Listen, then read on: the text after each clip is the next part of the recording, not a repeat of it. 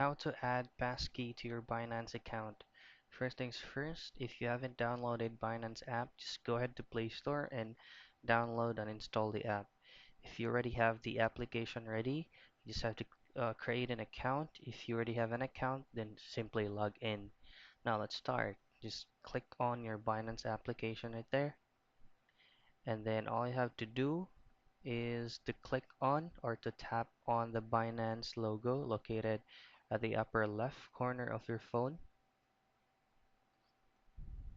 Now once you are on this page, you simply click the arrow pointing right, which is beside your user account. Now once you're on the account center, go ahead to security and tap it. And then tap passkeys, tap add passkey.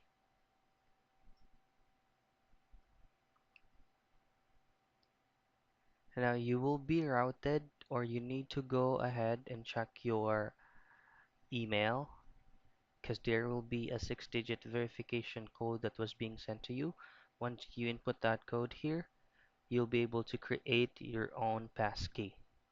So that's how you add passkey to your Binance account.